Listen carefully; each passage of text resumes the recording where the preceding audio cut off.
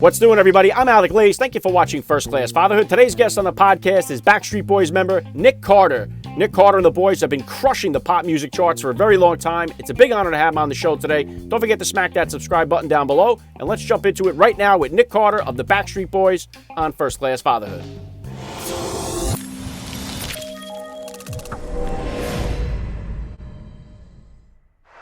Joining me now, First Class Father Nick Carter. Welcome to First Class Fatherhood. Thank you so much for having me. All right, let's start it right here. How many kids do you have, and how old are they? I got 2 children. I got a 7-month-old daughter and a 4-year-old, 4 and a couple months year old boy. All right, you got 1 and 1. You guys going for the tiebreaker here, or are you all done? Well, I think we're done. That's for sure. Yeah, it's definitely a lot of work. You know, I'm sure there's a lot of other people who probably say to themselves, yeah, it's a lot harder because they got either like 4 or 5 or how many kids. But even 2 by itself is a lot. And right now, the age that my son Odin's in, he's definitely jumping on the couches. He doesn't listen.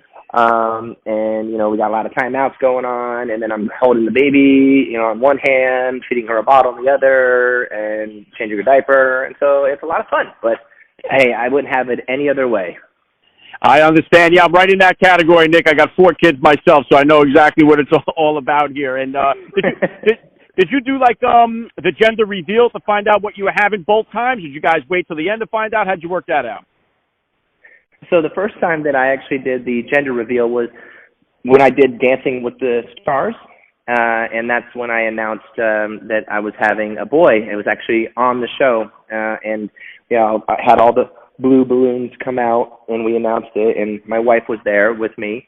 And then the second time, actually, with my daughter, we did we did like a golf ball hit. And it was an epic fail.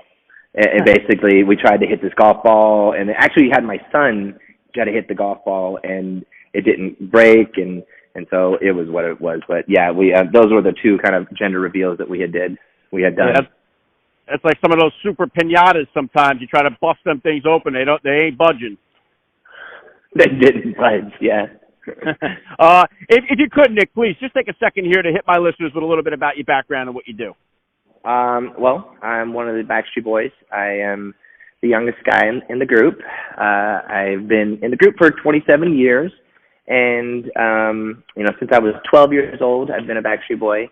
And yeah, I'm currently on tour with the group. We're on tour, the DNA World Tour. We had to postpone it for obvious reasons, but some new dates are up later next year. You can go on BackstreetBoys.com. Really, my main job right now is being a father, and fatherhood is what I live for. Yeah, very cool, Nick. And then how old were you then when you first became a dad, and how did becoming a dad kind of change your perspective on life? Well, I became a dad with my son when I was 37, roughly. It was everything that I had ever dreamed of, as far as just being able to have someone who I could just love unconditionally, and someone who and I never knew that love could be so strong. And so that's when it first happened, was when I was around 37 years old with my son. Yeah. Yeah, well said there. I know you mentioned there, you alluded to the pandemic. Obviously, it's changed the lives of all of us here. And I know you teamed up with Voss recently. What was the genesis of that, and what has the response been? Well, the hardest part, I think, about being wanting to help, and then at the same time, doing the right thing, and doing the social distancing and staying at home, and just being responsible. You see all the things that are happening, through social media, and how the pandemic is actually affecting people's lives, and obviously the first line responders and all the essential workers out there who are working endlessly and tirelessly every single day, and the nurses and the doctors who are risking their lives for the lives of other people. As I was watching all these things happen, I'm like, I want to jump into my car and just drive to the hospital and deliver water or deliver food or do whatever it is. And normally we would be able to do that, but obviously in this climate we cannot. So we teamed up with Voss, and we had this idea of delivering over 2,000 bottles of water to the Brooklyn's Mount Sinai Hospital, which obviously everyone knows that New York City has been very affected, as well as other places all around the country. And so we were able to do that, and you can go to my social media, you can see how it turned out, and all the nurses and doctors received the water, and they were really grateful for it, and it just feels good to give back in any way that we can. And we also did something when the pandemic first struck. We did something with Fox, basically a benefit with Elton John, and we did that when it first happened. And so we've been trying to find creative ways to give back while we have to be responsible and stay back home. And Boston was one of those incredible companies and that were able to help with that. Yeah, good stuff, Nick. And one of the most encouraging things during the pandemic has been seeing people like you in the position that you're in to step up and do so much to help so many people out. So that's been one of the most encouraging things one of the most inspirational things about the pandemic is to see so many good people doing good things here. And reining this back into you as a dad here, what are some of the top values that you hope to instill in your kids growing up? Well, I think it's first and foremost, education is really important to me because in reading, which from a very young age I was doing with my son, whether it was just my wife likes to make fun of me, like that movie, is it Parenthood with Rick Moranis doing the flashcards in the closet, I was that kind of dad, where I want them to be able to have a great start. One of the things I wasn't really an avid reader, and I didn't learn to read until later on in life. So I feel like reading was very, very important. So obviously, giving them a couple of fundamentals so that they can really just kind of fend for themselves and and be able to integrate into society, because it's a very fast society. It's all about reading. It's not you got to be. So anyways, things like that, small things, and obviously love. I want to smother them with love. I'm holding my children all the time. I'm always just doing things with them. If you go to my social media, you'll see I'm always doing sports. I know he's only 4 years old, but exposing him to activities. We're at home, we're working out. I work out with my wife. We train with each other.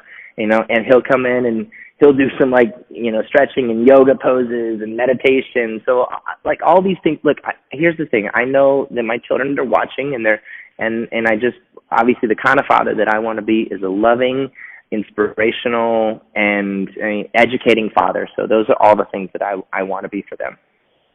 Yeah, very well said, Nick. And I think reading is important. I love what you say there, too. I'm a big reader myself. I try to read at least a book every week, and I've always got my kids involved in reading as well. And now when it comes to bedtime, what does your bedtime routine look like? Are you reading them stories, or are you singing them, so you're hitting them with some songs from the old Backstreet Boys there? Yeah, we're not singing Backstreet Boys that much right now. But no, I'm reading bedtime stories. There's a really incredible book obviously I'm reading all the Dr. Seuss books, and we read the Dog and Donut book, the Moose and Muffin, all those different books. It's so funny. I'll hum because my daughter now, before she goes to sleep, I'll hum I think the song I'm humming to her right now and singing which is really strange, is Green Sleeves. And so things but the book that I'm reading right now that I really, really love it's called Maybe. It's an incredible. It's by Kobe Yamada, and it's just an inspirational story about the things that the potential in all of us. So obviously, books like that to inspire them that hopefully will become a part of their lives later on in life is what I'm reading right now. Yeah, good stuff, Nick. And what about as far as discipline goes? I know they're young yet. What type of disciplinarian are you so far? Is it that a spanker, timeout guy, and is it different than the discipline style you grew up with? Well, I am of the I guess you could say the mentality of timeouts, which is important, to be able to set boundaries with our children that they understand that they get a choice. We do like a 1, 2, 3 timeout scenario, and then when I'm in timeout with my son or something, I will talk to him. I kind of do I try to do the minute to the age approach, which is a minute to every year, so maybe 4 to 5 minutes. And once he comes out of the timeout, I'll say, hey, so why were we on timeout, and what are you going to do next time? And then he'll repeat back to me, and then I'll give him a hug, and I'll say that was a really great timeout, and I'm very proud of you, and thank you for listening. And so really the consequences based on the 1, 2, 3 approach, I think really works. But also too, we don't overdo it. And we apply it, and when it happens, it's definitely a serious thing for him. Yeah, good stuff, Nick. And how has your son been in the role of big brother here? Did he take to it right away, or did he take some warming up to do? He is warming up. He's a little 4-year-old, and he's jumping around on things, and he's doing things, and he's and if he watches cartoons, it's funny. I don't want to get sidetracked, but I got to be honest. I'm a little.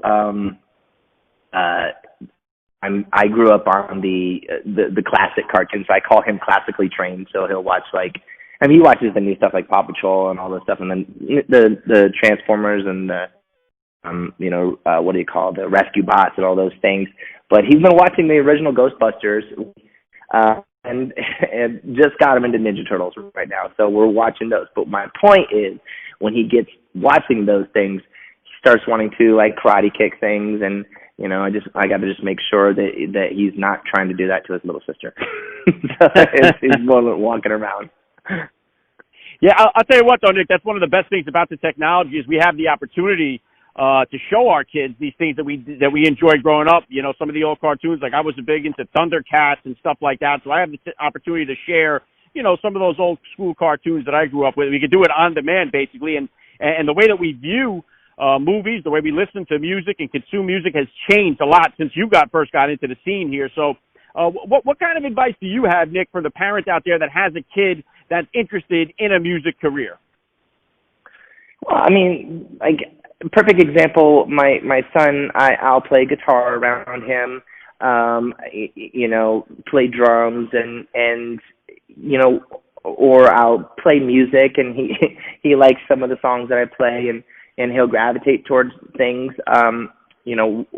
For me, it's more about allowing them to be a child, first, and letting them just be exposed to all of these things, whether it's music, whether it's food, whether it's books, whether it's playtime sports and all these things, and then let them kind of make their choice later on, in life. But if they gravitate towards one thing, I'm going to pay attention to it, and I'm going to see what they really like.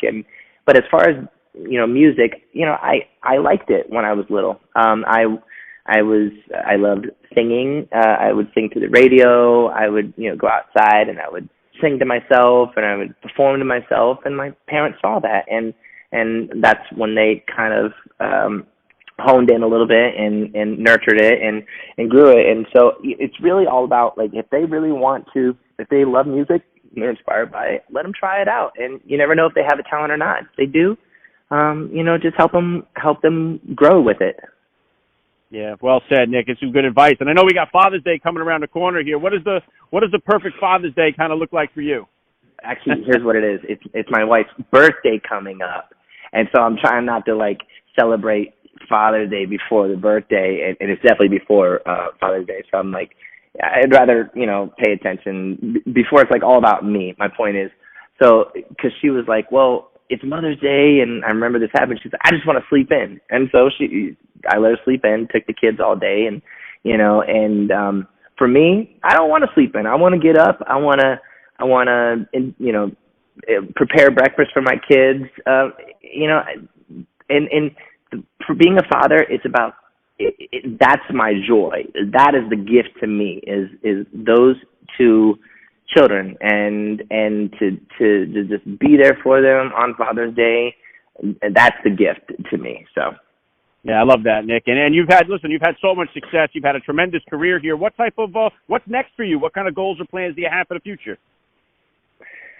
Well, like I said, we right now are on a bit of a hiatus, and we have postponed, rescheduled more so the tour dates to next year. You can go to BackstreetBoys.com. You can go to all of our social medias, and you can see those new dates that are up. We were currently on a world tour, and so tour is really what's the focus right now. And there are talks about maybe recording a holiday record potentially, but we got to wait till everyone gets out of the social distancing and when things are allowed to proceed a little bit, but we're just kind of waiting on all of that. Okay, yeah, sounds good. Last thing I'm going to hit you with here, Nick, I love to ask all the dads that I get on the podcast, what type of advice do you have for the new dad or for that about-to-be father who's out there listening? Well, for the new father and the about-to-be father,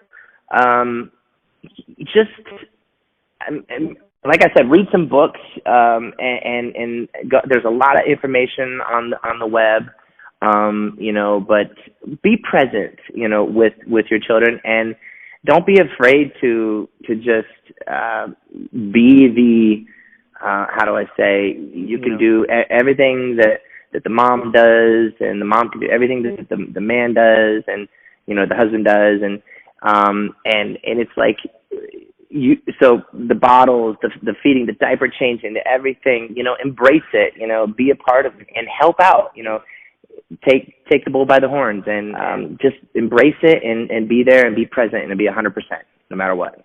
Yeah, very well said. I love the message. This has been an honor for me. I got to say, Nick Carter, you're a first-class father all the way, and thank you so much for giving me a few minutes of your time here on First Class Fatherhood. Thank you, sir.